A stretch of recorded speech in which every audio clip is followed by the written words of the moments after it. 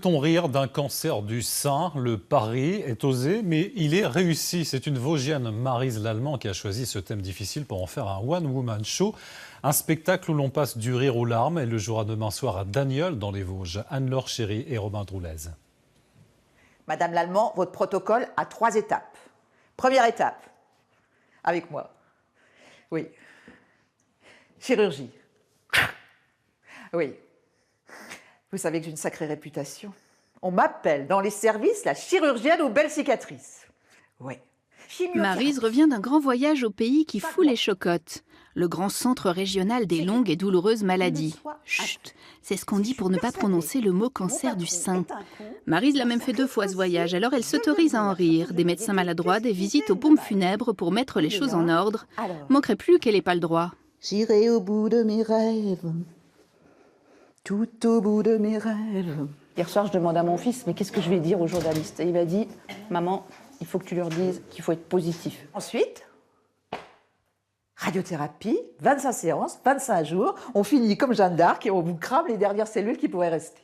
Oh, les effets secondaires, enfin, ça se maîtrise. Et puis quand à la radiothérapie, ça brûle de moins en moins, hein, c'est de plus en plus performant. Bon, sauf à Épinal. En Octobre Rose, on parle beaucoup des dépistages, on parle peu de femmes et d'hommes, d'ailleurs, qui ont un cancer moins glamour, et puis qui ont la Damoclès qui est tout le temps au-dessus de leur tête. Ben moi, je veux juste témoigner qu'on peut avoir la Damoclès au-dessus de la tête et qu'on peut vivre. Moi, ça me barbe.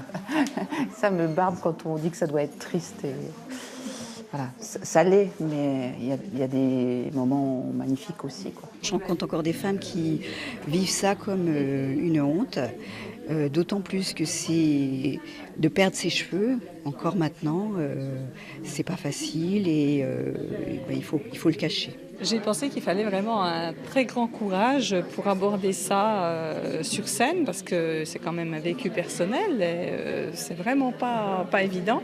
Elle le passe en humour, alors qu'il y a dû y avoir des moments très noirs. J'avais même pris une urne, je l'avais testée, on croyait une boîte à gâteaux. Et puis j'avais choisi des tranches de cake, vous savez, des tranches de marbre pas chères. J'avais fait mon épitaphe, j'avais mis Maryse était une fille formidable. Enfin, bon, donc j'avais tout préparé et quand même 3 966 €. Je vous dis pas le devis.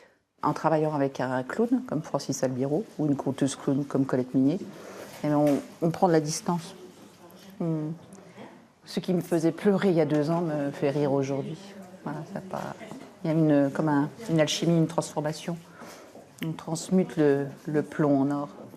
Il était une fois un pays où il faisait froid. Elle a commencé à raconter ses histoires dans un blog, La Niaque de l'Amazone, qui est devenu un livre, puis un premier spectacle. Dans cette saison 2, elle mélange One Woman Show et conte. Il y a longtemps que je la connais, Maryse, elle s'est toujours battue pour la cause des plus déshérités, parce que j'avais une association d'insertion et elle m'a aidée.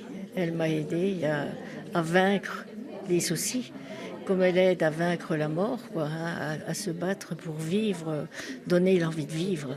Alors quand ça a toqué à la porte, qu'elle l'a vu, cap noir, faux, lanterne allumée, et que la mort lui a dit qu'elle voulait bien être la marraine de son fils, qu'elle en ferait un médecin célèbre et riche, bah elle a dit oui. Les contes que j'utilise, c'est des contes où il y a des héros. Et avant d'être des héros, avant d'avoir les bottes de 7 lieues, avant, ils se sont coltinés des épreuves. Ils ont eu des bonnes marraines, des bons parrains. Voilà. Donc le cancer, c'est une épreuve. Il y a plein d'autres épreuves. Comment on avance, sur son chemin, on trouve des cailloux blancs ou pas. Voilà, c'est ça que je raconte, tout simplement. Donc je ne parle pas que de cancer. J'aimerais bien ne pas être cataloguée que dans le cancer. Parce que c'est aussi s'en sortir que d'arrêter d'en parler.